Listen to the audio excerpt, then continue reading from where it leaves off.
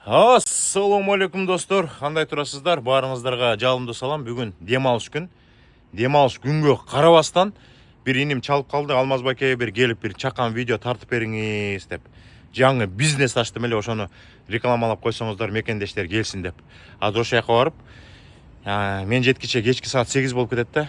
Кешке қарабастан видео тартабыз. Анан көп мекендештер айтып жатқан, Алмаз баке сіз микрофон тағып алсаңыз болмок деп. Менде гаражда, ушул гаражда ушундай $400 алынған DJI бар. Ошоны таппай атам. Мына бүгүн барып атайын. Кайра $400 мондай качественный DJI деген микрофон алып койдум.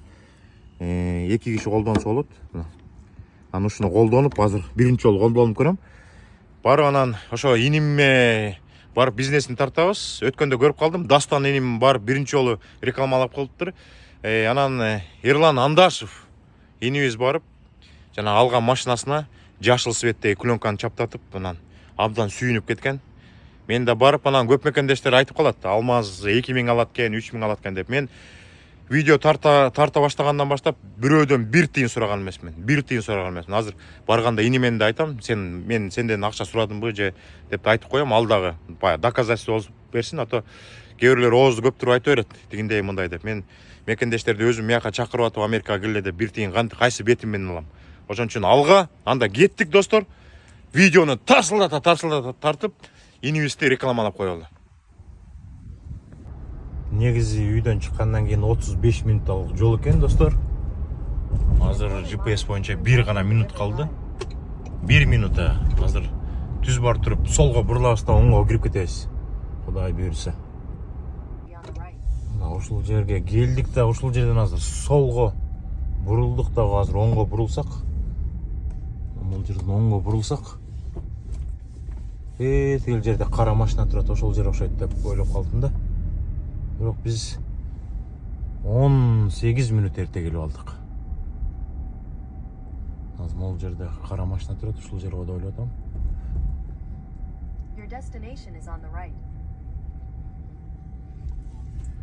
Ушул жер окшойт достор, мына ушул жер окшойт. Азыр мына токтойбуз дагы. 62-48 негизги кире турган жери могул жер окшойт.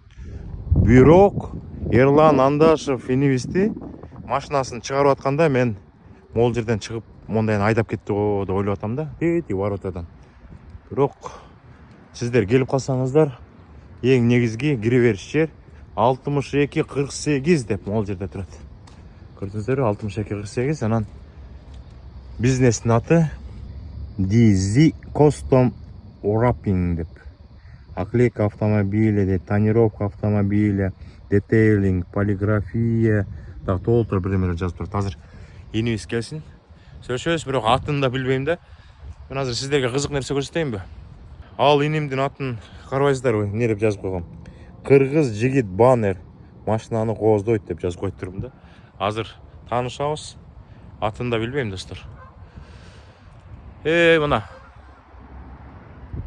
күн батып баратат. Каздар жулуу жака даярдана башташты. Жакында күз келет деп. Иним да келип калды. Ассаламу алейкум. Андай жакшы иштер. Иштер жакшыбы? Жакшы, Кудайга шүгүр. Атың ким болот? Темир. Темир, меники Алмаз болот. Мен деген жана көрсөттүм да, сен деген машинаны кооз кылуучу жигитпи бирдеме деп жазып коюп турмун. Темир атың, Эми сага кызык бирдеме көрсөтөйүнбү? Баягы совпадение болот атпайбы, карабайсың, могу гитара. Ой, машалла. Могу гитараны деген мен деген эмеге берейин деп жүрөм да. Ерлан Андашевкачы. Могу аябай жакшы көргөн гитара, могу Америкага келгенде алып. Анан баягы бөдөнүн сойсо да касап жасайсың дейт да. Ерлан Андашевка подарить этейин деп жүрөм да. Анан как раз Ерлан Андашев өткөндө келип машинасын чаптатып кетти. Чаптатып кетти бизге. Кудай буйрса эме көрөбүз да, баягы Агаяга барганда анан Ерлан Андашевка беребиз. Анда жүр, анда кеттик, анда көрсөт бизнесиңди.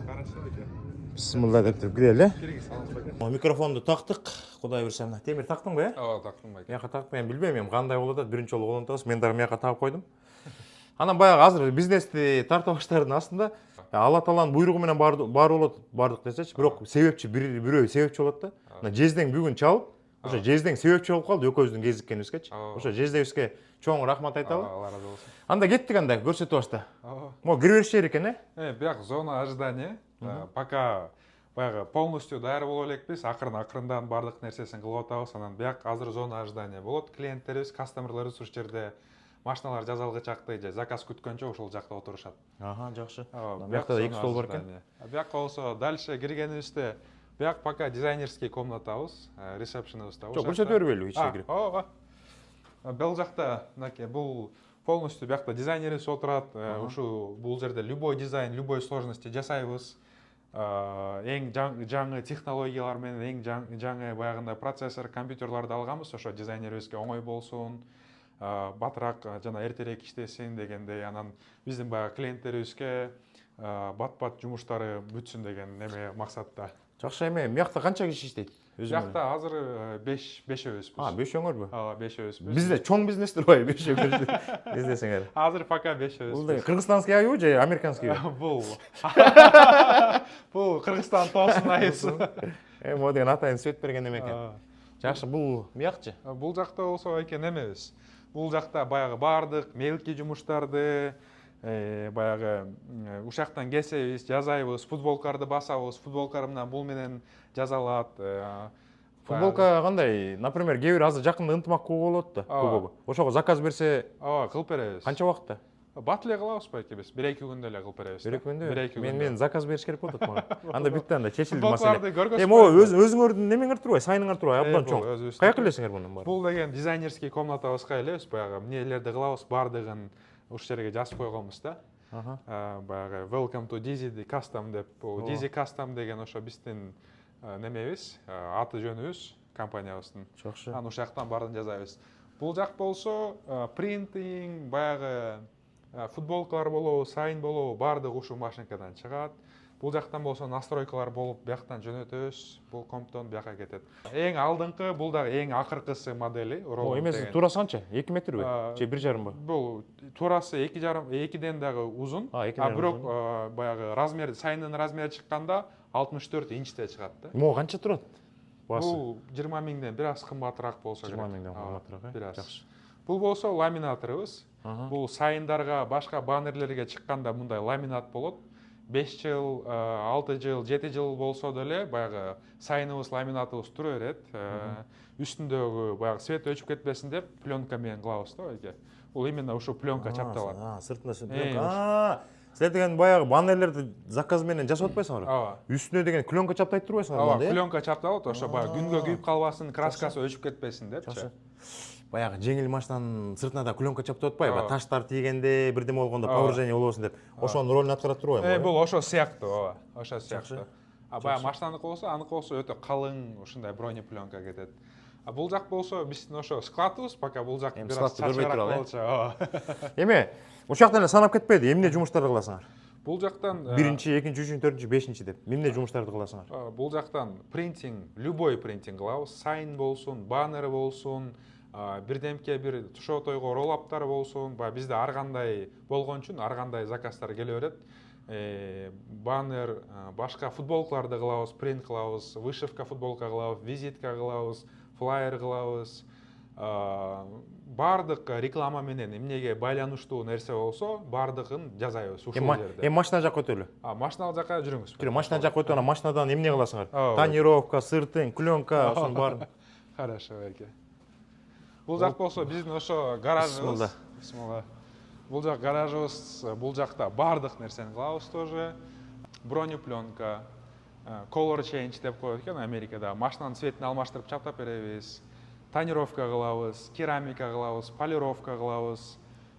Жидкий броня деп могул жакта көрсөбүз болот оңуз байке. Мисалы үчүн, могу детальдардын баардыгы хром да, хромированный. Бул деген жылтырап турчу. Бул жылтырап. Кээ бир жигиттер машинанын капкарасын каалайт. Ошо капкарасын каалаган үчүн биякта только пленка чапташат. Биз болсо баягы жидкий броня кылабыз, бул пленкага окшош эмес, краскага окшош да. Бирок муну любой моментте баягы тажап кетсеңиздер, муну бизге алып келсеңер, биз кайра эле муну сыйрып берип коебуз, эч нерсе болбогондой болуп, өзүнүн хром болуп калат да кайра эле. Жада калса, мисалы үчүн, мынакей биякта көрсөңүз болот, Алмаз байке. Бул Alpina'нын глушительдери. Бул да хром беле? Бул да мондай хром болчу. Жылтырак, бул болсо азыр уже бул температурага да эчтеке болбойт. Плюс 60, 70, 80 болобу, кандай температура болсо ошого да чыдап, эч нерсе болбой, бир калыпта калган жидкий броня деген материалыбыз. Силер эмени кыласыңарбы? Жанагы фараларды да, артқы стопторду да мындай карартып ооба коет го. ооба айке ошо материалдарды эс кааласаңыз көргөзүп берем. 35%, 50%, 20% дегендер болот. Ошолордун баардыгын кылабыз. Мондай болот атпайбы? Могу, например, Мерседес экен, э?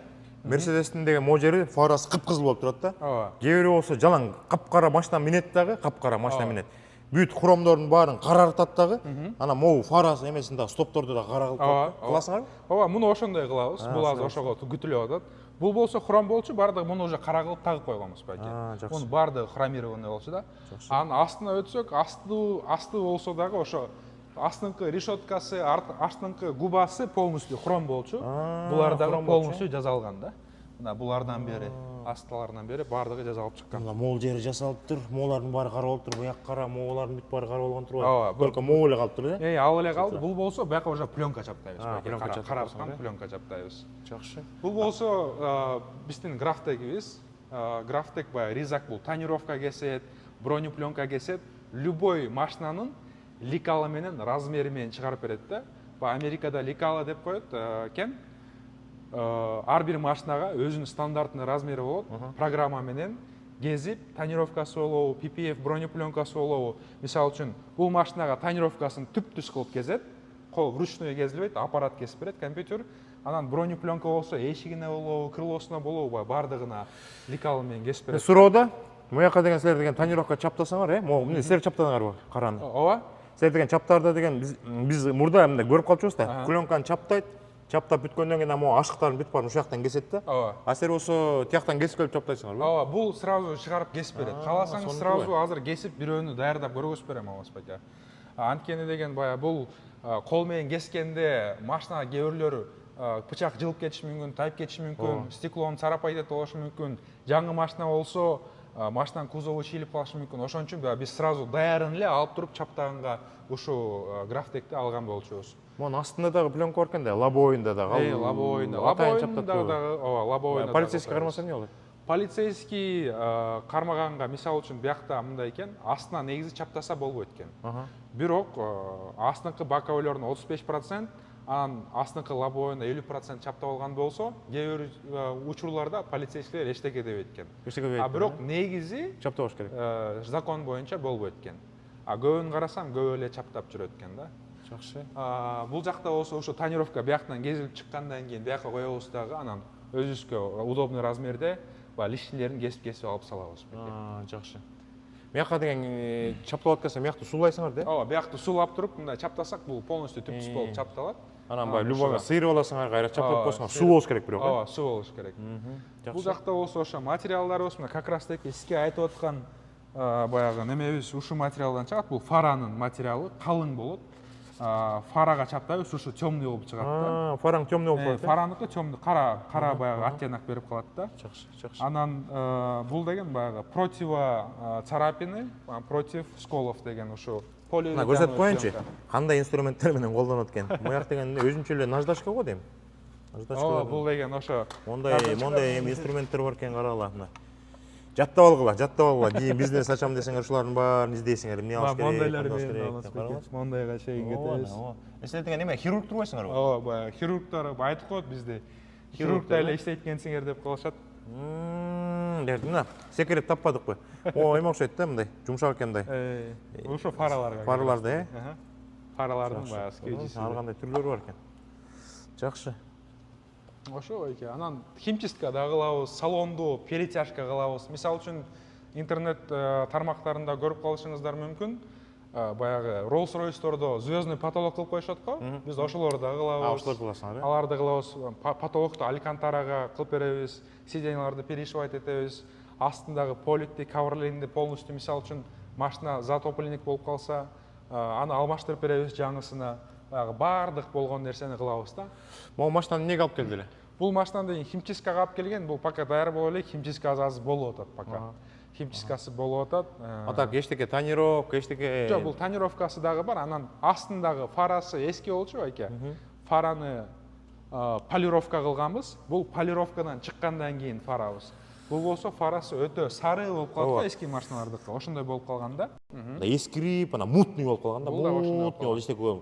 Азыр могу фара деген заводдон чыккан эле машинанын фарасы болуп калыптыр да. Бул жагы ошондой, Силер ушуну кантип тазалайсыңар? Муну деген бул Мен сіздерге айтып берейін, қаны тазалаш керек. Секретін айтып берейін бе? Лимонды аласыңар да, екі ортасын кестіріп, лимон менен бири жарым менен мияқты шуап, екінші шуап қойсаң апа болған. Интернеттен көргем. Жасасам ештеңе болған жоқ. Біз болса баягы ешқандай секретибиз жок. Специальный аппараттар болот, машинкалар болот. Ошолор менен эле колду баягы көндүрүп эле иштеп ошо бул сферада өзүбүз 5 жыл болуп калды иштегенибизге. Ошол деген мутный болгону ичинен болобу же тышынан болобу? Тышынан болот байке. Тышынан, ичинен эмес, тышынан. Тышынан болот. Жакшы. А бул сууланган болсо уже ичинен болуп калган болот. Анда фараны чечип алып, печкага салып, ажыратып, анан кайра жамап чыгыш керек болот. Мо аябай сонун көрүнөт да, могучу. Баягы свет, бир чети свет, кооз көрүнөт, анан ылдый караганда машинаңарды монтип карагылачы, лобойду карагылачы. Квадратный аябай сонун көрүнөт. Меники эме болуп атат. Машинанынчы. Түштө чыгам, бир жака барыш керек болуп калат. Жумуштан чыгып туруп эле машинага отура албайм да. Эшикти ачам, ичинин баары түтөп кеткен да машинанынчы. Анан отурам да, терезелерди ачып, кондиционерди иштеп, анан бир топко жылгандан кийин ичи муздай баштайт, анан терезелерди жаап коем да. Мен көргөм ушундайчы, баягы бир жерден барып көрсөткөм полностью. Атайын тонировка болот да. Ооба. Атайын тонировка болот.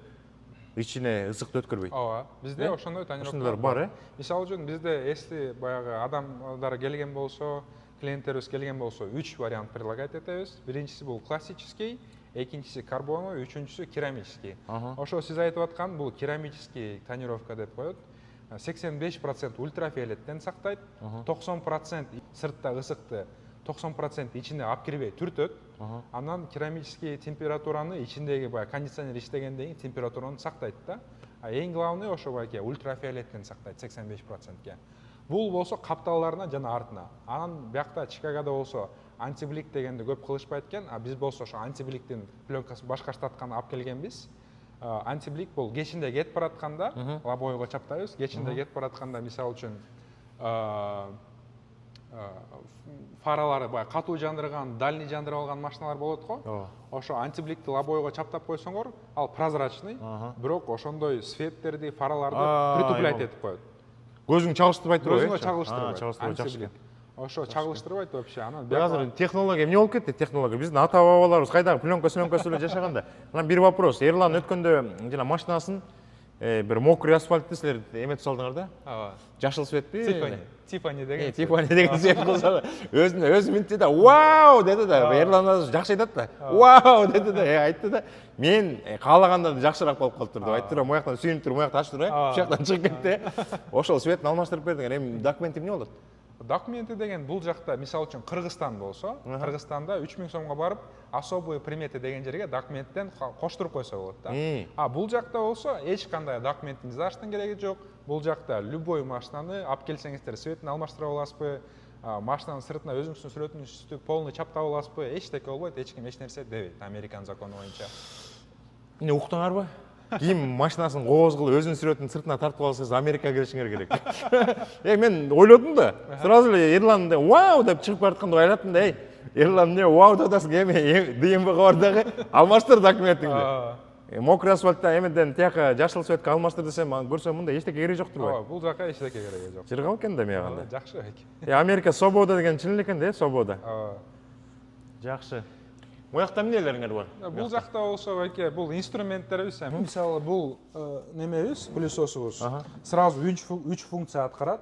Бул жууйт, анан кургатат, анан тургаткандан кийин кайра пар менен дагы полностью баягы бактерияларды. Кайсы жерде? Машинанын эмнесин? Машинанын сиденьяларын, ковролинин ушул пылесос менен жуубуз. Бул пылесосубуз ошо баягындай $3000 ошо химчистка деп койчу. Химчистка. А бул болсо мындай простой. Бул простой пылесос. Муну менен чаң-паңдарды тазалайбыз. Бул болсо машинанын сыртын жууган экен. Бул машинанын сыртын жууйбуз бул менен. Жакшы. Бул болсо парагенераторубуз, бул болсо мини пылесосубуз, астында болсо химияларыбыз. Бул болсо чоң пылесос. Анан баягы бул жакта химиялар да, химиялар. Бардык химиялар, машинаны полировка кылган керамика. Мисалы үчүн мындай керамикаларыбыз бар байке. Бул баягы сыртына, машинанын сыртына керамика американецтер өтө көп кылышат. Полировка кылгандан кийин керамика кылып болунат да, ушундайчы. Бул ушундай изделие, эликсир деп коет. Жок, муну сүйкөйсүңөр сыртына. Муну сыртына сүйкөгөндөн кийин Бул баягы машинанын свети өчүп кетет го. Лактар өчүп калат. Ошо лактарынан сактайт, өчүп калгандыктан.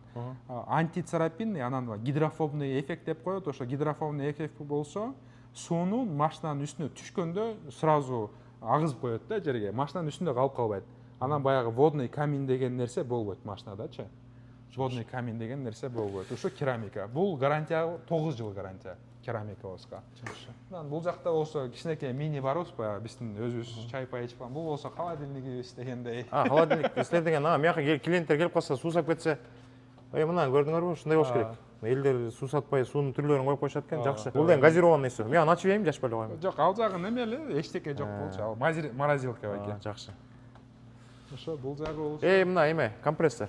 Бул компрессор. Ушу Биз Кудай буйрса, эртең понедельник күнү бизде шап ачып атабыз да. Биринчи инструмент киргизип баштадык, компрессордон баштамай болдук да. Эң номер 1 компрессор. Ушундайдын чоңу силерге эми кичинекей да. Биз болсо ушундан бир 5 эсе чоң килтейген, тракка ылайыктуу компрессор алып коебуз да.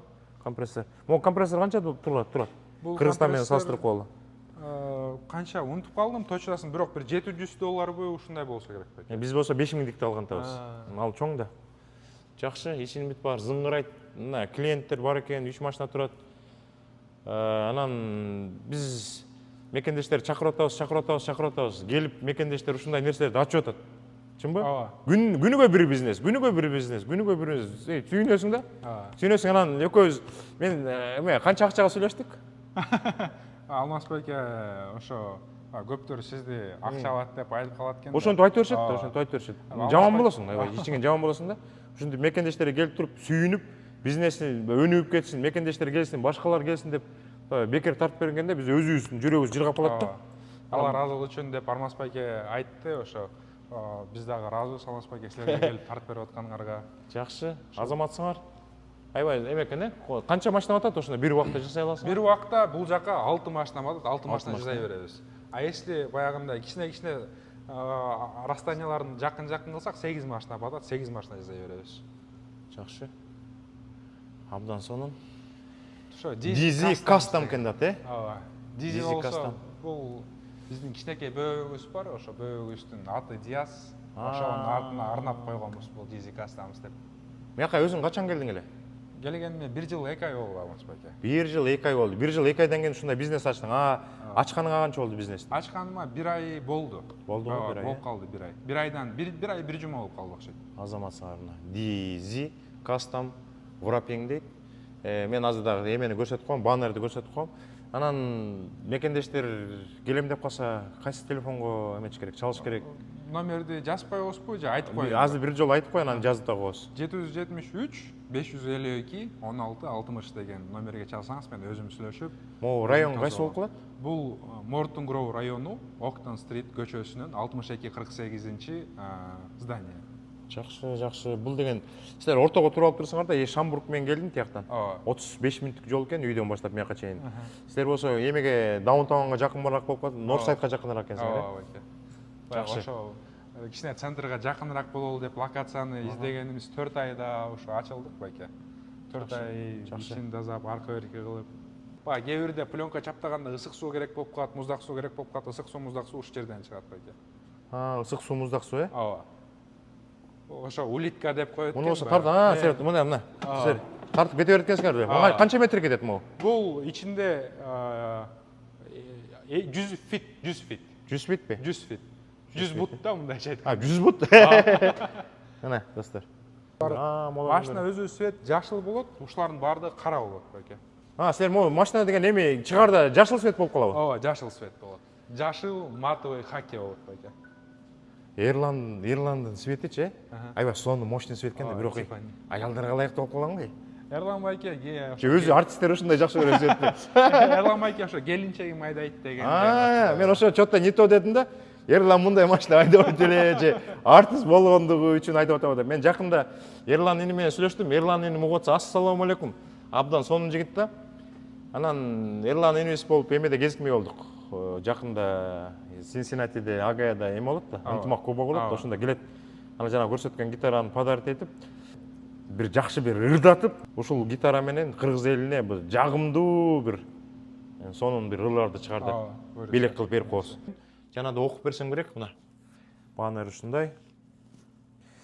773 552 16 60 деп турат. Мына жакта мына оклейка автомобиля, тонировка, детейлинг, полиграфия, бардык нерсе. Абдан сонун. Буну бирөө заказ берди. ооба бул баягы компанияларга белек катары кылганбыз. Кыргызстандын бул болсо картасы байке. Бул эме жеңине кылып коет. ооба жеңине кылып койгонбуз. Кыргызстандын желеги. Сонун экен, эмне? Бул best driver деп ушу. Бул да ушундай наклейка, бул да ошол жерден чыгат. Жакшы. Эмеңер да жакшы экен, футболкаңар да качественный экен. Ооба. 100% хлопок. Сен деген канчадан чыгарасыңар футболканы? Футболканы ар кандай материалдын эмесине жараша, Алмаз байке. Материалына жараша. Сүрөттөрдүн ар кандайлыгына цена билет этеби жана баасы жокпу? Жок, ага влиять этпейт. Футболканын качествосуна, материалына. Арзаныраак, орточо, кымбатыраак деппи? Ооба, арзаныраак. Могулар канчадан, например, Бул мисалы үчүн бул футболкалар артында Кыргызстан деп жазылыптыр. Бул футболкалар деген 25 сомдон эле. 25 сомдон. Бул баягы 25 сомдон болгондо бул деген мындай кымбат эме го, качественный футболка окшойт, көрүнүп турат. Материал да эме экен, качественный экен. Large size дейт, чоң size экен, анан баягы булар крутой кишилерге лайык го дейм. Мына футбол ойногонго арзаныраак эле эме кылат го дейм, заказ берет го дейм. Эмне футболкалар? бул Казакстандын желеги. Казакстандыкы менен, Өзбекстандыкы менен ар кандай баягы кылабыз да, ошого баягы белек катары берген атканда өзүбүз жакшы футболкаларды табып, ошо принт кылып анан белек кылып берелик деп атканбыз. Жакшы. Биз дагы ошо эмеге заказ берели деп атканбыз, футболкаларды эмеге. Ынтымак кубогуна.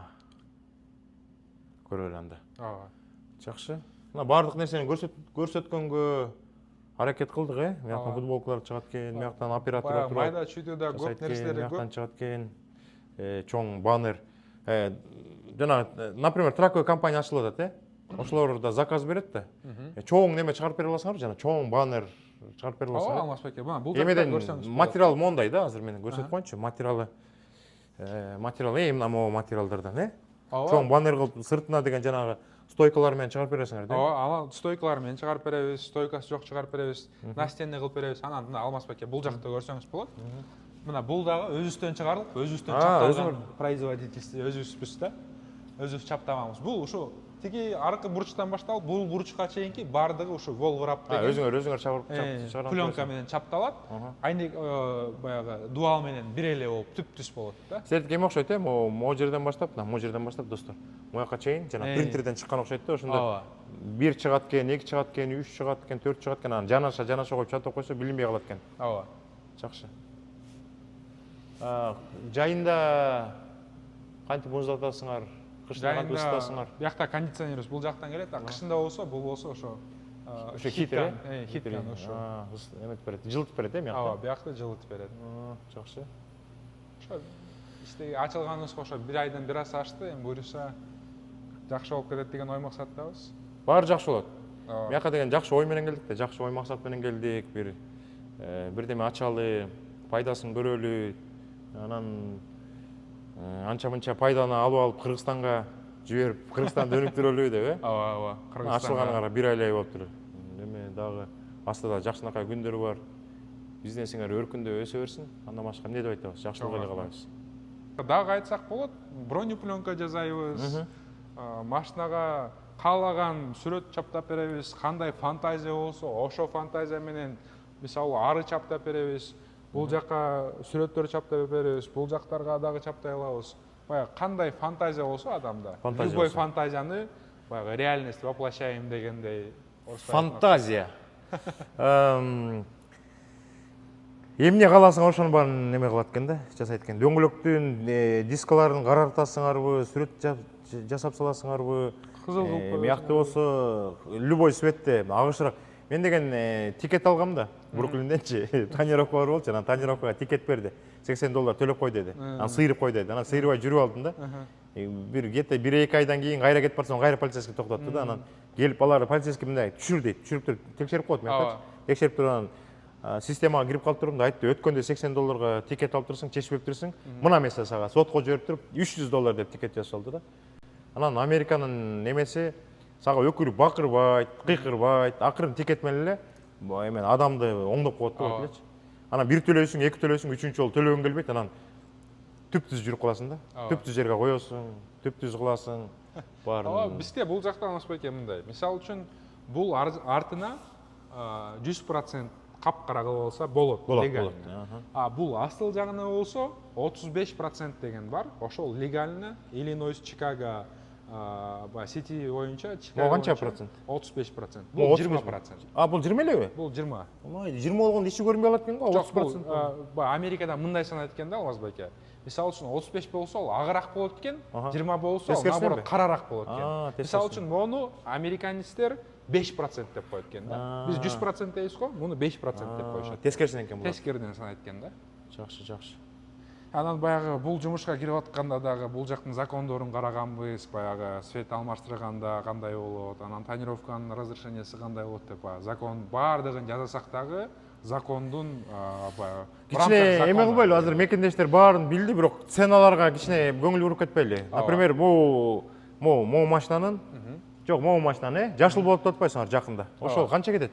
Сыртын жашыл кылганда. Мисалы үчүн баягы сыртын эле жашыл кылып коюп башка эч нерсе болбосо, ошо $3600 башталат. Джип болсочу, чоң машина. Джип болсо $4200 башталат. 4000 өйдөнүгүздө кетет. Өйдөнүгүз баягы биздин азыр бул жакта жаңы ачылганыбыз үчүн баягы бааларын эң ылдый, бирок качествосын эң өйдөнкү кылабыз да.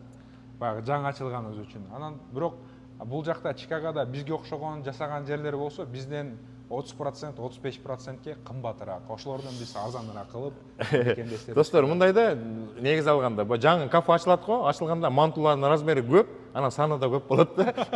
Ошол сыяктуу да. Элдер түшүнбөй калбасын, манту менен салыштырып коелу.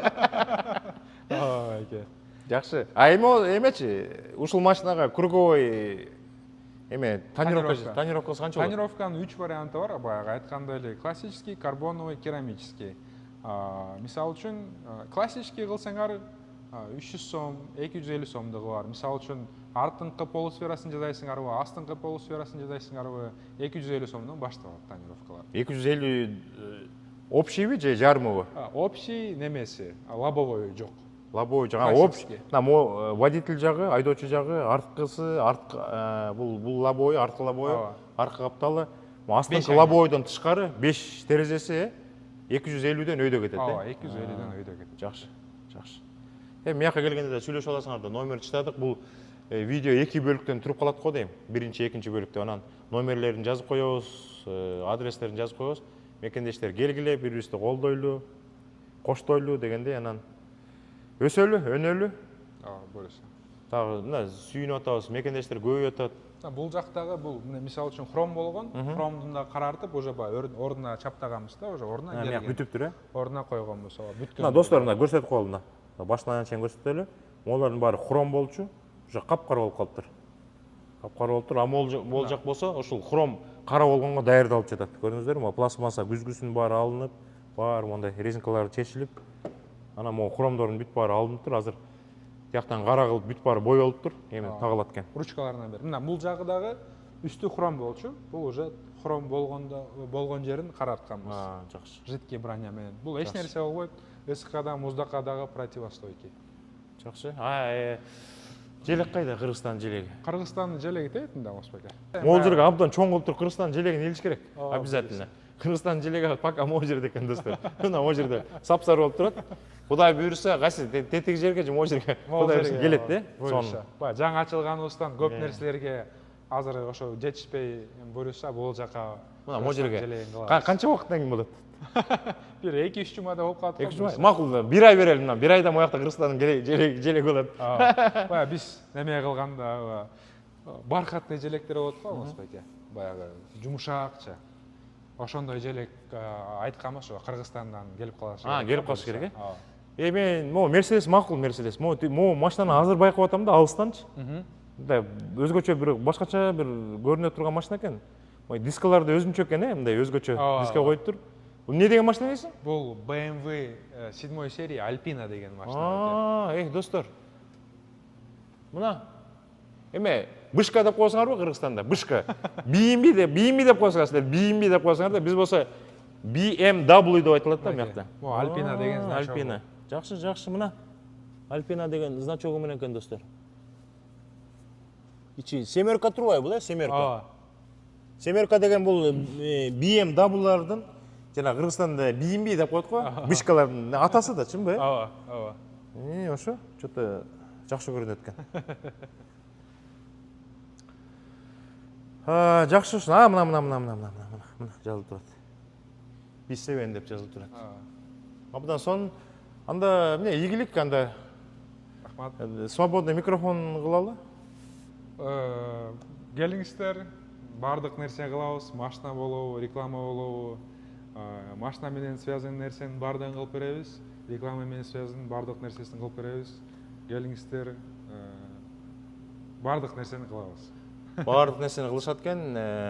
Келсеңер скидка кылып беребиз. Ооба, мекендештерге скидка кылып берет экен. Анан достор, мына Темир өзүнүн атын Ти бирдеме деп жазбай, өзүнүн иниси, бир тууган иниң болот да? Жок, Байкемдин баласы. Байкеңдин баласы. Качы Байкесинин баласынын атынан, аты ким эле?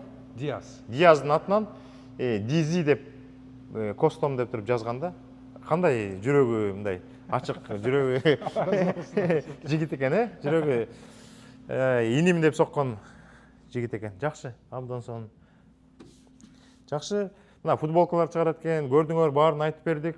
Инилерибизге жакшынакай ийгилик каалайбыз. Телефон жазып коебуз, адрес жазып коебуз. Келгиле, бирибизди колдойлу. Кийинки видеодон жолуккуча сак саламатта болуңуздар достор. Салам алейкум.